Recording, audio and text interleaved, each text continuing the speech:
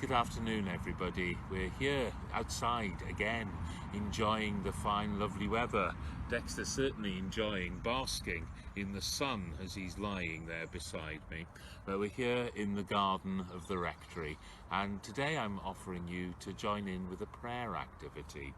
I've been inspired by this prayer activity by the wonderful rainbows that we've seen around the villages and also online on various Facebook postings and other postings that we're having where people are putting a rainbow of hope there.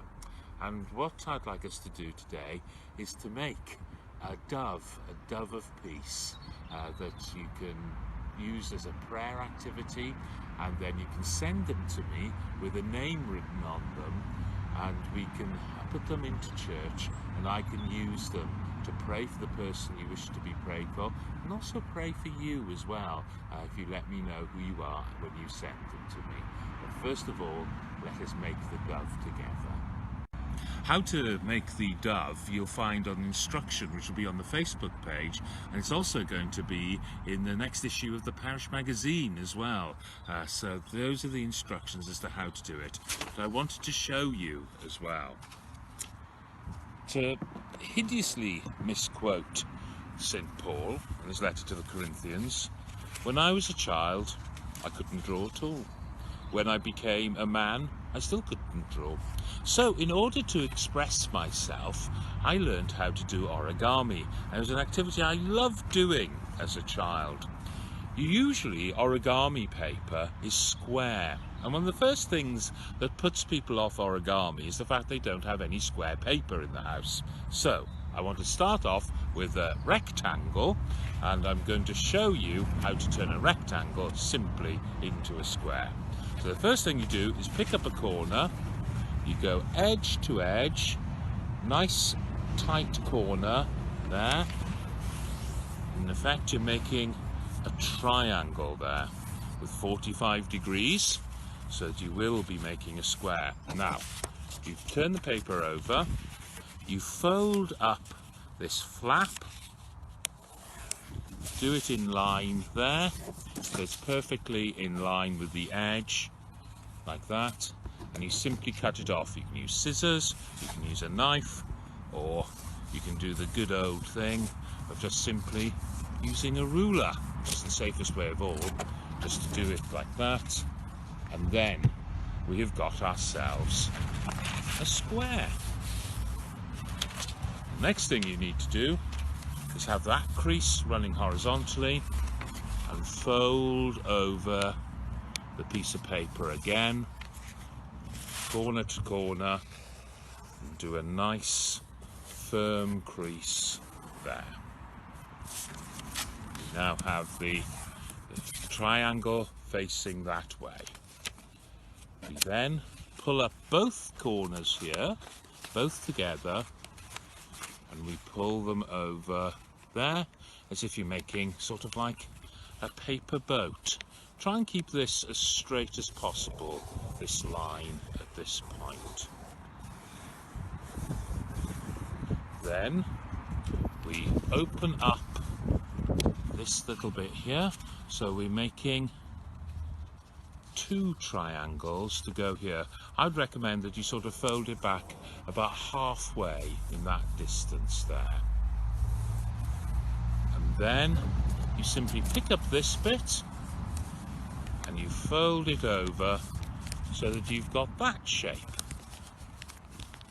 Now this is probably the most tricksy bit next, but it's really not that difficult, in that we want to fold this up, but we also want to fold up on a slight line. So it's not going to go straight across like that, but rather it's going to go in a direction like that. Just a little kink on it, like that.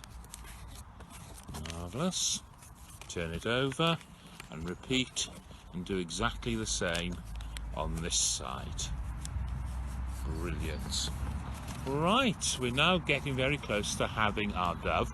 This is going to be the head. The thicker end is going to be the head. This is probably the most difficult bit, because a lot of origami is about folding and then unfolding. So what we're going to do is that we're just going to fold that over like that. Now you could leave it like that and that'd be absolutely fine, but according to the instructions, what we'd like to do is to unfold it, and then you use that crease to make the head like that. And there is our dove of peace. I'm going to put an eye. You don't have to do that. I'm going to put an eye on it, and I'm going to write a name on it. The dove I made earlier was to Margaret, my mum, because I'm thinking and praying for my mum and dad a lot at the moment. And so the name I'm going to put on this is my dad's name, David.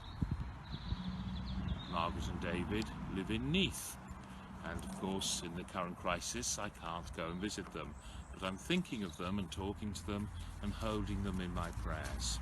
When I was a child, my dad, Mr. D. Ormrod, and my mum, Mrs. M. Ormrod, and I used to think that stood for Mr. Daddy Ormrod and Mrs. Mummy Ormrod. A simple child that I was. Anyway, we're then going to get our envelope. We pop them in the envelope. Now the bit that you tore off, you can use to put your name on and where you were from, because it'd be nice to know where these doves have come from as well. And we pop them in the envelope, we seal the envelope up, and we send it to me. And I will use these in my prayers, and when I can get into church, I'll be putting them into church. If you want to make them, keep them for yourselves, that's absolutely fine as well. However you want to do it, I offer you these doves of peace. Birds, of course, appear throughout the Bible, and in particular the dove is so important. At the end of the flood narrative, it is a dove that Noah sends out, which when it comes back with an olive leaf in its beak, shows Noah that his time of trial were now coming to an end, that the waters were now abating from the earth. And also in the New Testament, in the Gospels, we have the Holy Spirit descending on Jesus at his baptism in the shape of a dove. The presence of the Holy Spirit. It says to us in Luke's Gospel, and the Holy Spirit descended on Jesus in bodily form like a dove, and a voice came from heaven, "You are my Son, whom I love. With you I am well pleased."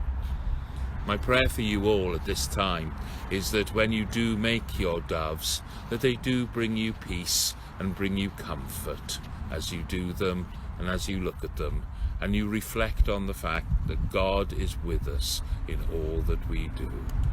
Amen.